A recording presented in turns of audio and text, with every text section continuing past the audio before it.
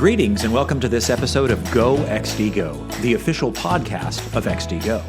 XDGO is an experienced design leadership consultancy that focuses on helping organizations, teams, and individuals understand, embrace, and sustain the practice of experience design.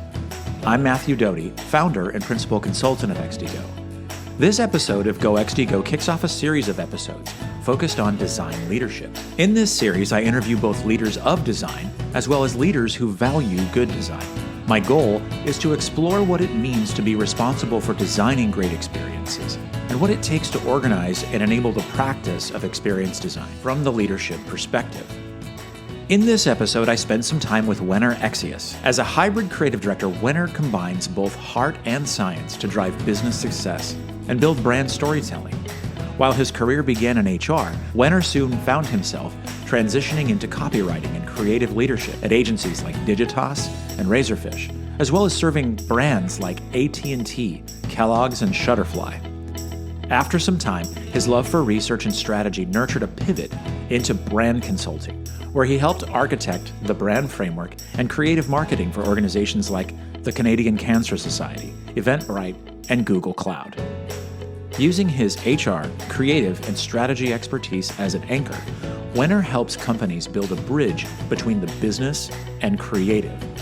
For those of you listening to this podcast on Spotify or Apple Podcasts, make sure to check out this podcast on our YouTube channel so you can see our smiling faces as we discuss, learn, and laugh together. A link to our YouTube channel is included in the description for this podcast. So yeah, I would like to actually just start with like a super brief conversation about your background.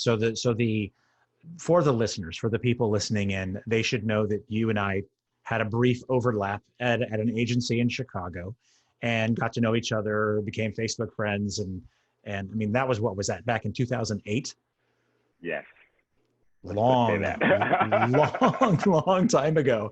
If we had a kid, they'd be like in 7th grade. Right. Yes. And you'd still be a young parent. I'd still be the grandpa parent. You have not aged one bit. Well, Zoom is very forgiving. Zoom is very, very forgiving, and I'm so thankful for that. But yeah. So kind of prior to that agency experience, like what was your career up to then, and then kind of what were you doing there, and then what have you been doing since? Yeah. So I actually started off, first of all, I'm really happy to be here. Thanks for including me in this. So I actually started my career off in HR and operations, believe it or not. I was in employee relations, and I was doing the content writing and content building for an agency called Digitas. And I loved HR just because, so that's what I was before I went to Razorfish. And obviously I'm a people person in many ways. I care about people. I care about how they move forward in their careers. All that stuff really mattered to me, how they communicate with each other.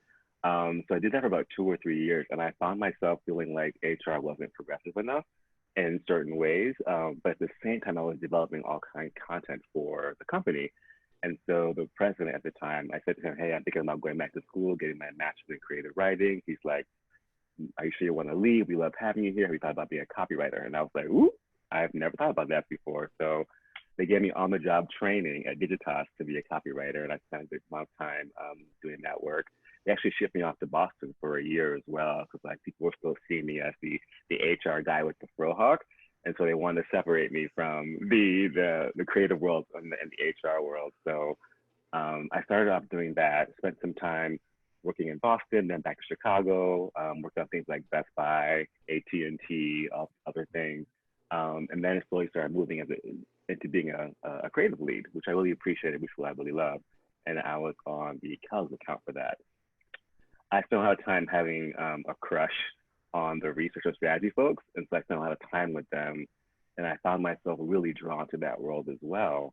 And after a few years of working on the creative side, I was like, oh, I really want to understand, like, how are they coming up with all these briefs, and why are they moving in the direction they're actually moving in? And so I spent more time partnering with the research folks and found myself enjoying that as well in terms of observations, but realized I wouldn't get a chance to do more strategic type work once I changed companies or changed agencies. So that's how I fell into Razorfish as well. And then after Razorfish, I moved to Montreal to actually start building my own client base. I wanted sort of international experience. but then also want to like do more strategic work as well as executional work. I spent some time doing that for a little while, Mm-hmm. and then made my way back to the States, where I started positioning myself as both a creative marketer and a strategy marketer together. Mm-hmm. Because I realized that I really liked the way, having all the experience doing executional work, all the passion around that was really wonderful. But I also liked having an eye on the stuff that came before it too, right? Like the research or the building of the strategy or the thinking that goes into like what direction that we take. And so it's really hard to find jobs that are hybrid like that. So I had to create my own world, my own role, Right. and then work with clients who wanted that challenge to be solved. And there's Yeah. no better place to do that necessarily than in San Francisco, where you have all kinds of companies with all kinds of things, where sort of a hybrid brand creative person would be appreciated. Long story longer. No, I love that. I love that. That's it. That's exactly what I'm looking for. Right Um, on. so that's interesting. One of the things I didn't know about you is that so you started in Chicago, and then you did a stint out in Boston. Yeah. And so I was like, oh wow, look at that. But then you came back, and then all that stuff. Well, one of the things that I would just absolutely love to pick your brain about is as I look at your LinkedIn profile and your portfolio and your resume and stuff like that. And just even in hearing you talk just now and kind of explaining where you've been and where you went and where you are, the word like lead and leader and stuff like that keep showing up. And this Okay. has been something that is I've wanted to kind of focus on in this podcast series, and you're kind of helping me kick off the first of many kind of conversations that I'm having with people who either have had leadership positions in the design and creative space, or leaders who value good design and creative work. And so and so what I'm speaking of long story long, what I'm trying to ask is Sure. what when you think about the concept of leading or providing leadership from a designer or a creative standpoint, what does it actually mean from your perspective? Mm-hmm, mm-hmm. God, so I have two thoughts on that. The very first, Yeah, hit it. like instinctual thought is don't mess up good ideas. That's the whole point. Oh yes, I did not that's go. going that's going to be I think that's going to be your go quote when I put it up on LinkedIn. Don't mess up good ideas. Yeah, I actually changed the language a little bit so I would be more podcast appropriate. But like honestly, like I didn't go into it wanting to be a leader. Quite honestly, like I Yeah. just was doing stuff, right? And I recognized Mm-hmm. I was lucky enough to have some really great people manage me as well as guide teams, and also a lot more not so great people. But the one thing I realized doesn't matter like gender or background or anything like that. An idea, a concept, it's like this whisper, right? Like it's just like this faint little feather in the air, and there are so many ways to squash that feather or that idea, right? That whisper with naysayers or a bigger voice in the room, any of these things. And so one of the things that I really appreciated from the HR role is like listening and just really trying to figure out what ideas are floating and where it's taking us, and then try not to squash that before it can become something. Assuming it's our strategy, right? And then just being sure to like help nurture that idea. And so I think the way I would answer that question, the first way is to say that not running good ideas mean being allowed to allow people to have that whisper of an idea in the air and help to nurture it to become something much better. Right. The other way I'd answer that is thinking about like I love saying this, but I was the president of choir in high school. That's probably where I peaked, was high school. And as the president of choir, you know, I was like in charge of like leading some of the songs or make sure that we were all in harmony, right? And so I think about my career now and just imagining the people that I work with as being a part of that, right? Of being harmonious, and how do I help that? And that takes imagination and collaboration. And so I think the other part of a design lead or a creative lead or any lead is to make sure that all the people are singing their parts, and then they're all Yeah. harmonizing at the end, you know. That makes it much more meaningful. That still requires not ruining good ideas, but I think about it in those two ways. And so I try to like keep that in mind, because I'm not a man of conflict. I love a Right. little bit like, you know, good trouble, but like I like harmony. I like, you know, things moving well together, and that requires a little bit of mess in the beginning, but you try and get to a much better harmonious place. I'm feeling very esoteric right now. I mean, probably let me stop and just let you respond. No, I love that. I absolutely love that. Okay, so you said a lot of really, really good things that I want to follow up on. Okay. So the two things that I heard from you were, when you think about leadership, especially in the design and the creative space, mandate number one is don't mess up good design, or don't mess up good ideas. Don't kind of squish them or trample them. And I think that's fascinating. And then the other one that you mentioned had to do with the choir, which is not just don't mess up good ideas, but you need to be kind of a presence or a force that helps and encourages the harmony of all the different skill sets and experiences that everybody's kind of bringing together. Am I hearing kind of those two main points right? Yes, that's absolutely correct. Okay, cool. So follow-up questions. How do I put this diplomatically? I've worked with bad design leaders that pretty much their modus operandum is to squish and step on and suffocate good ideas. So how have you found success? What have been the things that you've done that help to foster and kind of nurture and not squish those good ideas? Yeah. It's taken a while to get to that place, right? Because a little bit of, when you're young and in the game, a little bit of ego that comes into play, right? You want your idea to be heard. You want to see it come to life. That juice is pretty important to have early on. Some people never let that go. The ego continues to stay there. I think you'd be hard pressed to find a conductor or a choreographer who doesn't have a massive ego. I've never been the one that's been able to like have one that big. So there's that, right? When I think about the way that I approach the work that I do, you need at least one person on the team that has that. Right. Right. And that's okay. You can have a good mix. So I guess one way of thinking about it is allowing the best parts of people's personalities to come through. You have your doers, you have your thinkers, you have your weirdos, you have your people who like to stir the shit, and I think like having a lot of people to have those personalities at certain points during the process is really great, right? Like let somebody be the weirdo one time or the doer another time, and having that balance is really, really helpful.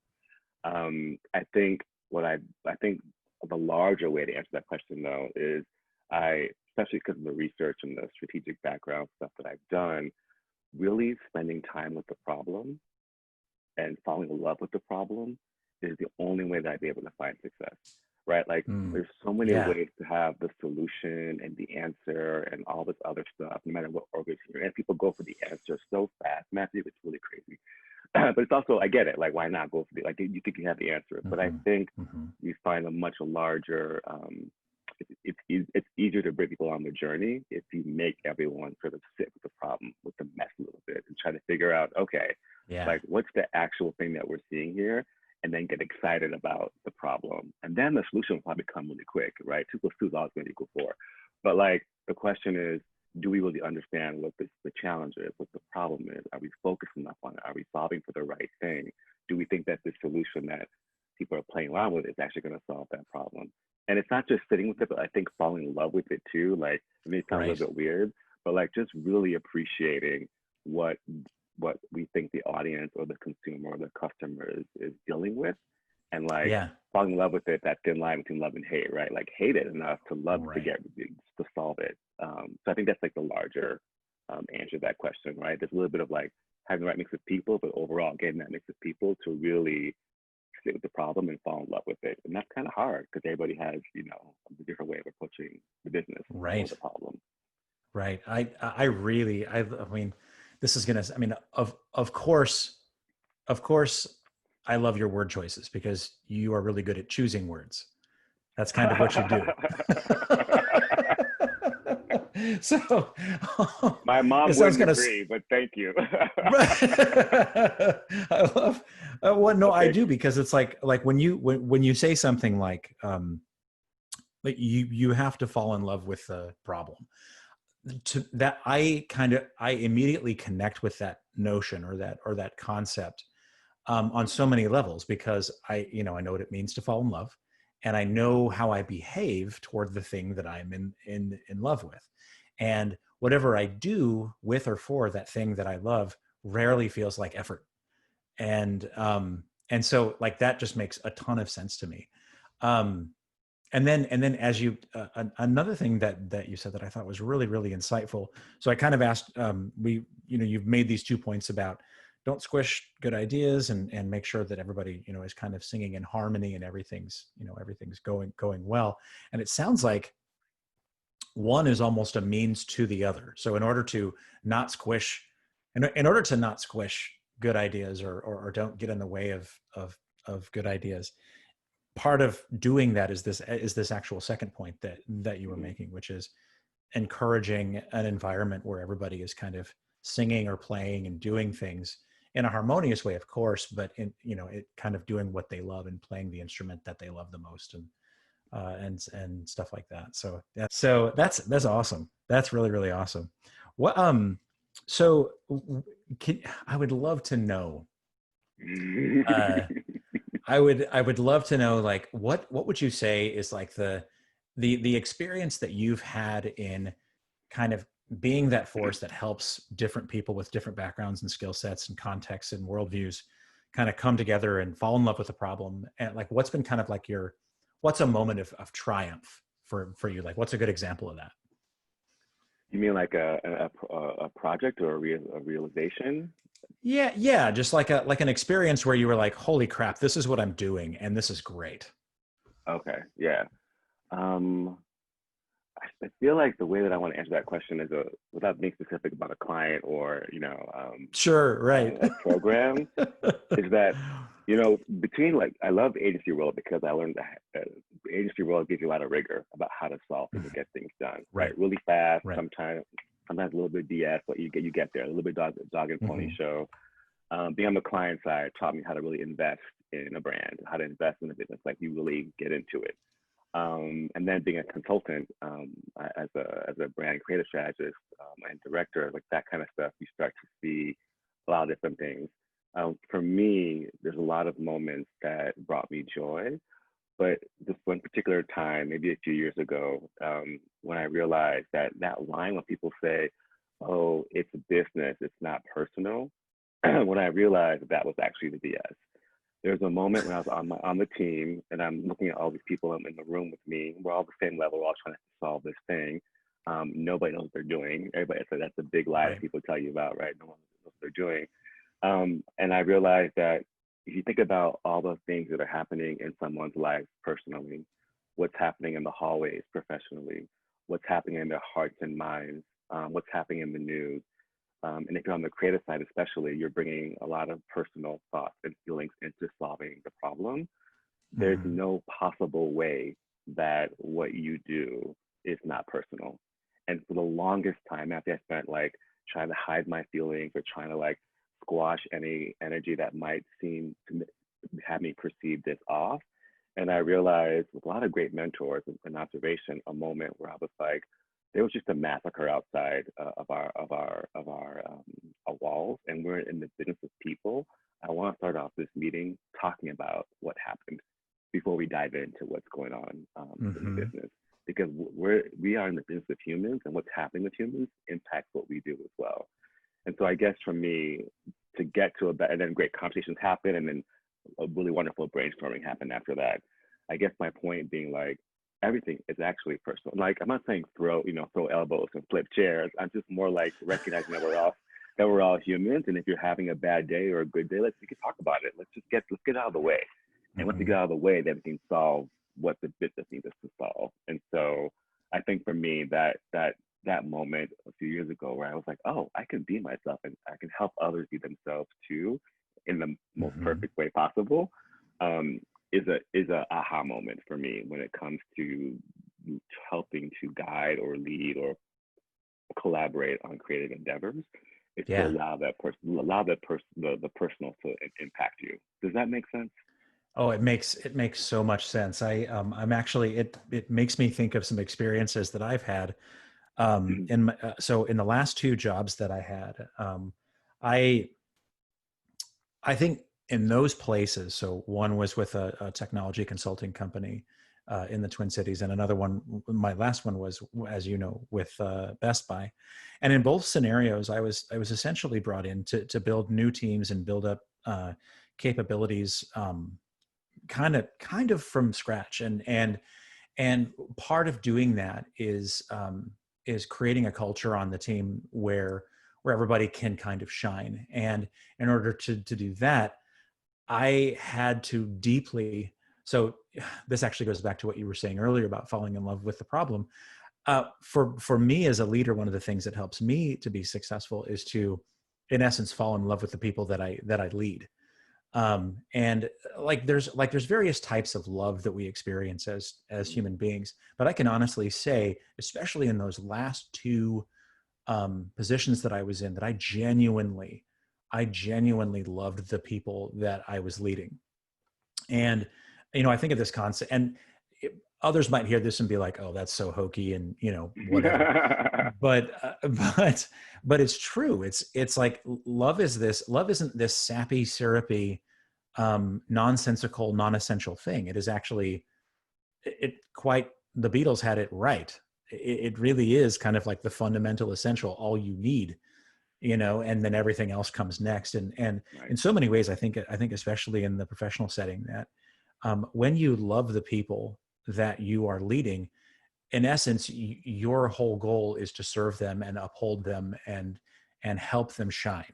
And I get so much pleasure and satisfaction, like deep rooted satisfaction, from understanding the strengths and the abilities of the people that I'm leading, and then creating situations where I can help them succeed and like point to them and say, look how awesome they are.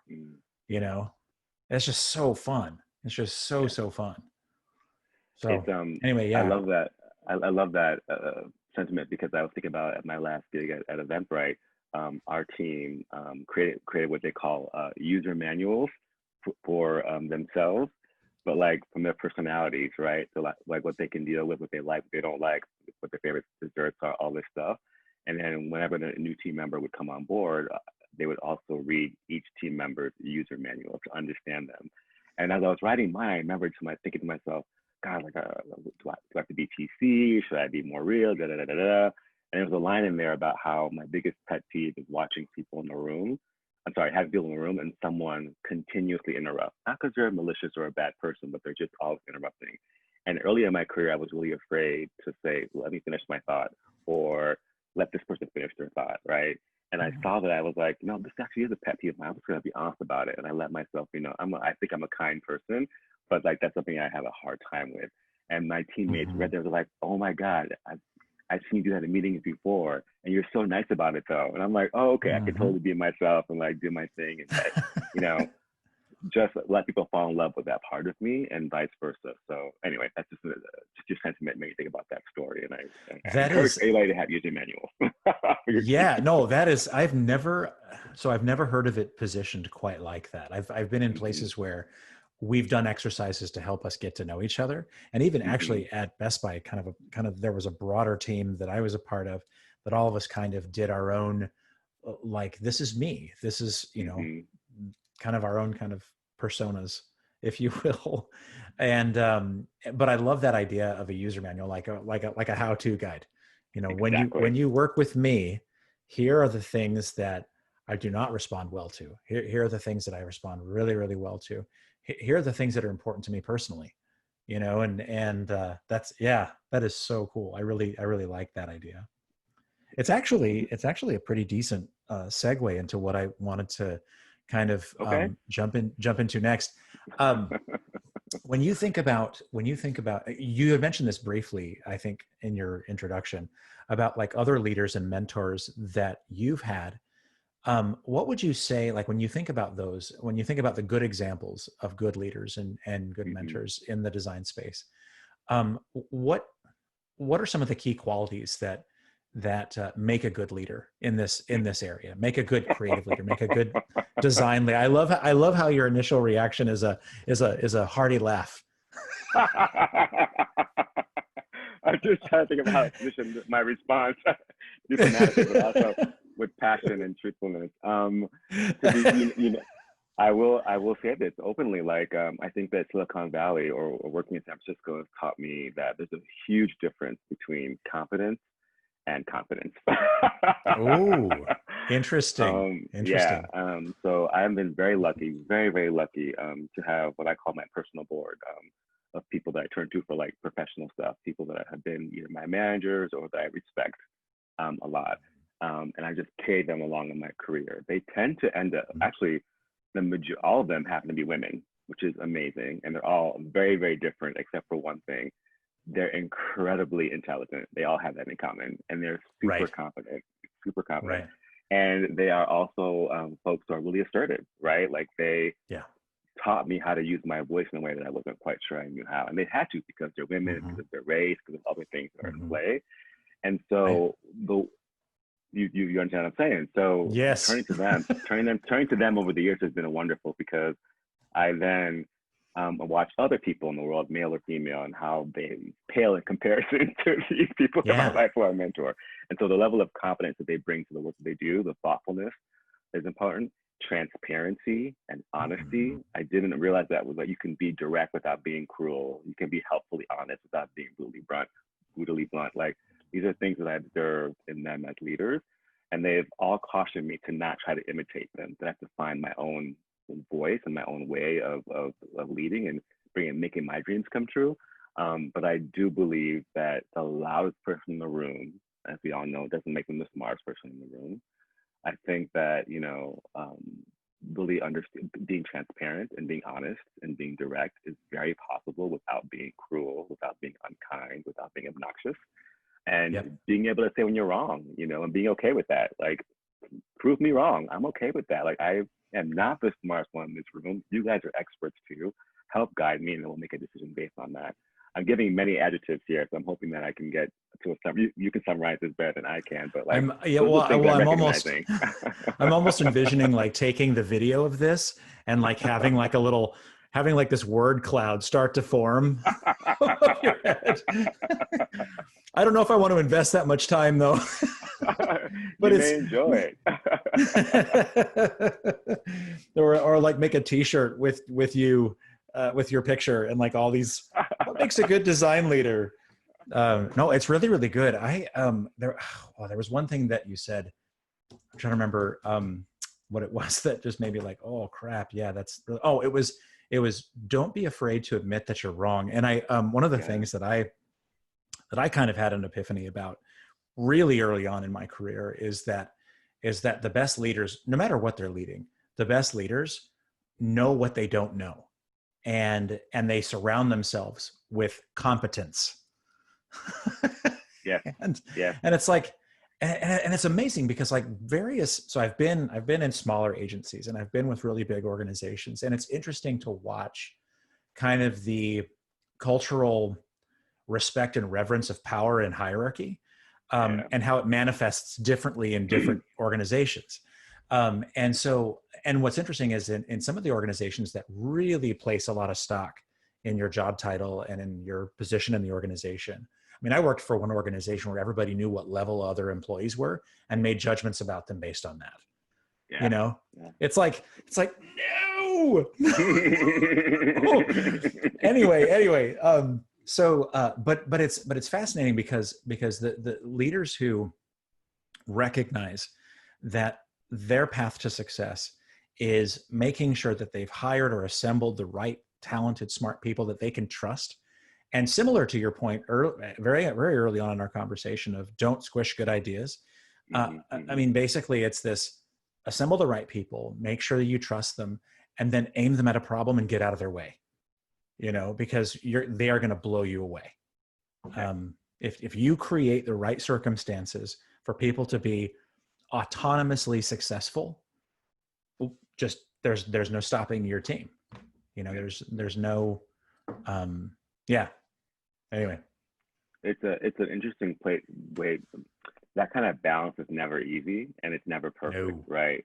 Right. And to not ruin a good idea, like, what evidence do you have that the idea is actually good? Well, I think it's more about the process, right? Like getting to a place to like watch that journey happen, because I think that's equally important. Yes, we have deadlines. Yes, we have things to accomplish. Yes, there's business goals, but like make sure that there's a process in place that allows you to like go through it.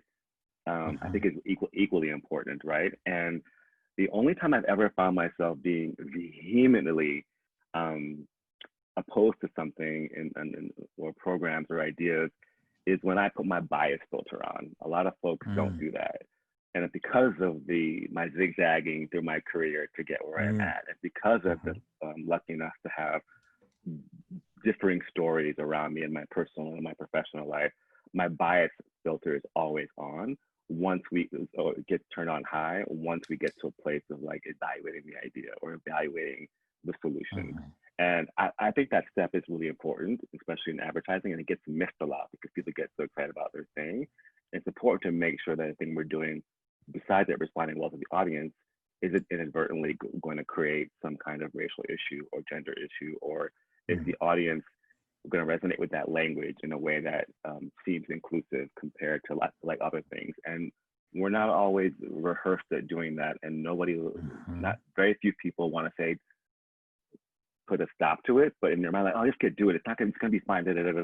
But having a moment of like I think in my career, the only time I ever felt like I was opposed to something when my alarm went off. You know, if my bias filter was a part of the process, and like I was like, hey, you know, my contribution at this point is to say this particular element doesn't feel right based on X, Y, Z thing. Right. That's probably the only things that I've sort of been opposed to in terms of like not ruining a good idea, but like making sure that the idea is actually going to resonate in the best way possible, and there's no unintended consequences as a result because of ego or whatever it is, you know.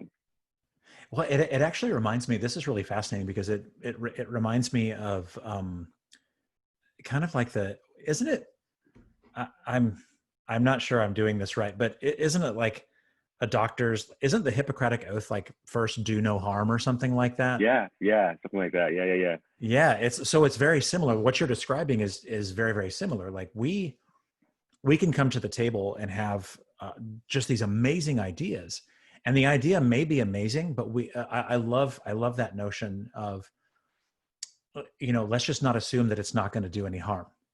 It's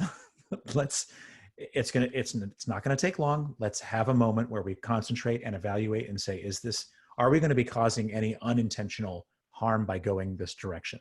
Are we going to be perpetuating myths, stereotypes, things that just are not helpful? Well, that actually makes me think about something that we were talking about earlier, which is you had mentioned that whole erroneous maxim, it's not business, it's personal. Right, or no, it isn't personal. It's not personal. It's business. It's business. Exactly. It's not personal. Whatever. Yeah. Whatever that is. And you know, I think it's fascinating that because when you enter in the realm of personal, things get really kind of sticky and nebulous. Whereas if you can, like, as human beings, I think we want to compartmentalize and simplify our lives. Unfortunately, that's where we do a lot of damage to each other. Yeah. You know, and so wow, yeah, it's like, and I love what you said earlier, like we're kind of in the business of human beings, and we can't not go there. Yeah. You know, we like that is the thing that we do, and yeah, it's messy. Yeah, it can get convoluted, but if we can't ignore it, you know, we can't, you know. Anyway, I don't know what I'm trying to say. It just that whole idea just seems to kind of has percolated and has come up a few times during our conversation, and I think it's really, really interesting. Well, your point about messy, I mean, I love that word because things are messy. Like you don't have a problem or a challenge that's completely clean, right? And so I think that people are just really uncomfortable with the mess. And I think that I've learned that to be okay with that messiness for a little bit and just know that it's going to be like this for a little while before it gets over here, right? Like you're going to have exactly. You're going to have a baritone trying to steal a little bit of the tenor's part and a little bit of the tenor trying to impress you with their alto capabilities.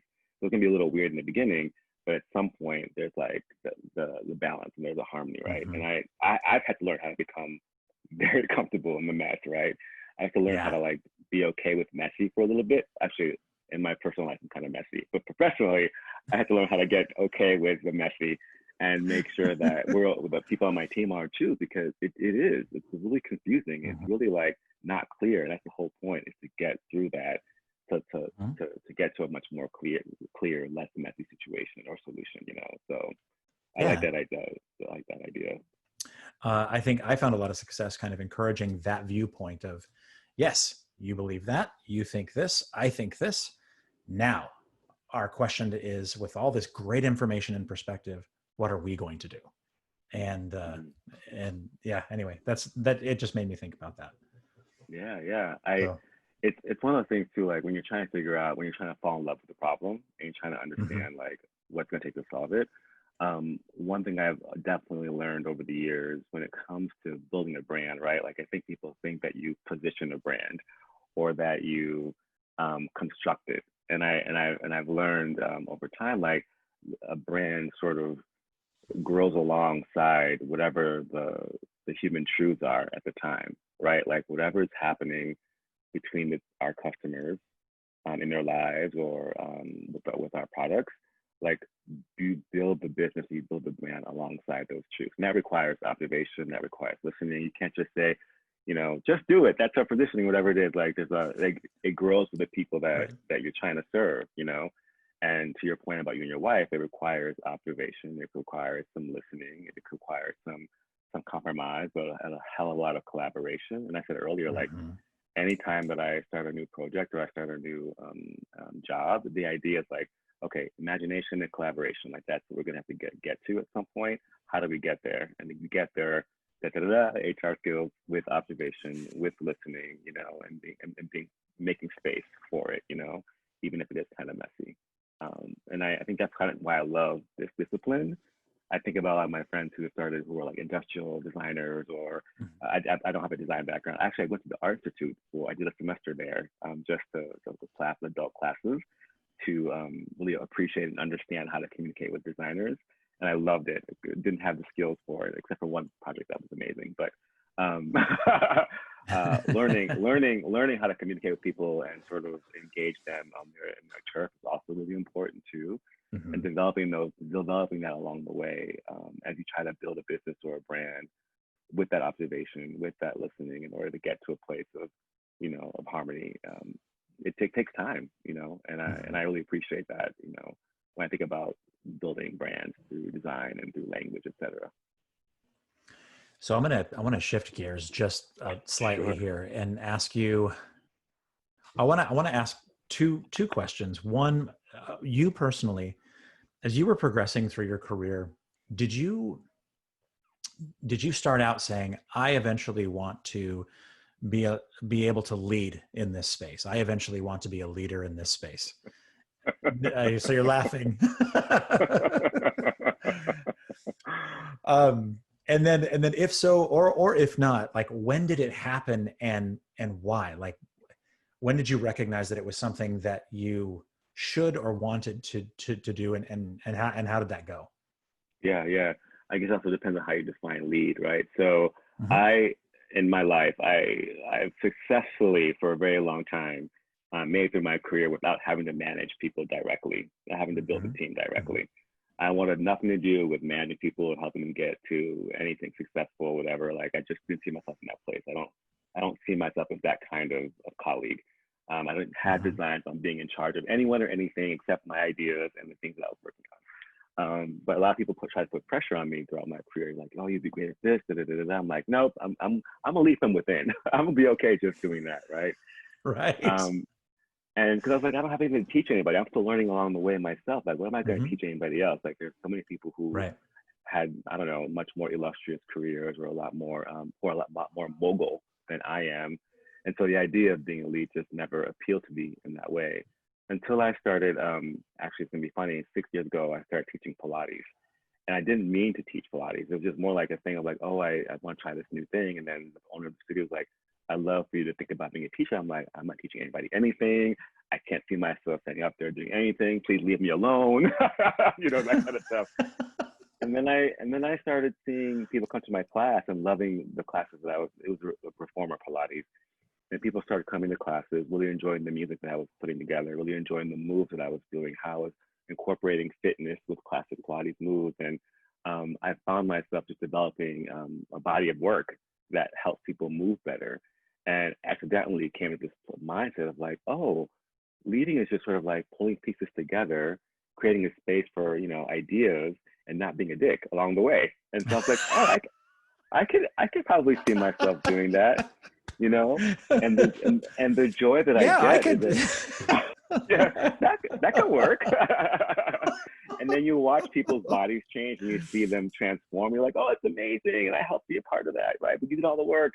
And so I started trying to incorporate a lot of the Pilates teaching into my everyday sort of leading. And when I started seeing CEOs or C-level people respond to my ideas, like I bring them along this journey and they get excited about it, I was like, oh, I don't have to do a dog and pony show like from the agency world. I just have to like get the idea across and bring them along with me. And to do that, I have to make sure the people I've been working with believe in the work too, and that they feel good about it as well. Oh, I could probably do that. And so I just found myself thinking about it in that way more than like, I want to be in charge and make big bucks and all this stuff. It was less about that and more like, and that's about like my ideas must reign supreme, but more about seeing that process happen, that journey happen. And so I kind of fell into it with this little bit of science, a little bit of heart along the way, and I don't think there was an aha moment. It was just sort of like I got tricked into it by accident. That's awesome. That is really, really awesome.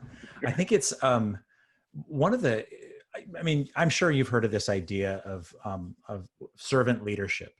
And one of the things that I've kind of observed is, and I think this comes in any kind of leadership, it isn't specific to design, but those who want it shouldn't have it. And those who should have it don't really want it. Does that ring true at all? I think I've definitely seen that with other people, and now you put me on blast. Yes, I see that for me as well. Yeah, I definitely did not want it, and I think there's still more to learn and to take on. But I'm kind of happy that I arrived here the way that I did. Because it allowed me to meet certain people and have certain experiences. It's helped me to refine my thinking and my approach over the years. Freelancing and consulting, I hated it because I hated all the administrative stuff, but it forced me to have this sort of entrepreneurial spirit that I didn't think I had. And then had to like learn how to communicate with clients differently and convince CEOs or, co-founder leaders or CEO founders, like how to look at something a little bit differently. Not always a win, definitely some fails in there, but you learn from those as well. Right. And I'm okay with that. I'm okay, like I said, I'm okay with being wrong. I'm okay with messing up. I'm okay with like, I'm not okay with hurting people's feelings. That I don't want to do, but I do want to, keep learning stuff, and I feel like that is how I've gotten here. And I'll continue on the path, I think. I think I really enjoy this craft right now and developing it and seeing where I can collaborate with people and see where we go together. That to me is pretty special. That's awesome. I really like that perspective. So we are actually really close to out of time. Oh, yes, that has really, really flown by. Last thing I want to kind of pose to you is, let's say there's someone who either through their own professional aspirations or they've kind of accidentally stumbled into leadership. They find themselves in their first role where they are leading design folks, creative folks. What would be like the one or two pieces of advice that you would give someone who finds themselves in that situation and wants to be successful? Yeah. Well, I still believe in like this idea of don't come in there with the answers, right? Like help people think about the problem first and just spend some time falling in love with that problem. I think that like, without getting specifics on everybody's situation, to me, that helped really guide me. I want to say if there's like this Albert Einstein quote, and I'm going to mess it up, but maybe you can look it up later and get it correct. Sure, right. when you do your word cloud, but like if somebody gave you an hour to solve a problem, you spend 55 minutes on the problem and 5 minutes on the solution. And I think that's true. I think you need to be confident in being like, let's just stop for a minute and make sure that we're solving the right issue solving the right problem, no one can get mad at you for that. Like they're like, wait, are we actually talking about the right thing? And if you have insight or fire to help that, then be okay doing that, you know? And I think the other thing that I've recognized is that advice I would give is to be okay with sharing and receiving feedback. I think for a lot of my friends who went to design school or art school, or who went to school to be writers and all these things, I started off in psychology, and I switched to something else, and I switched again in university, and I ended up where I ended up, right? I wasn't trained to receive feedback on my ideas, right? So I was like crushed every time I would get feedback on something.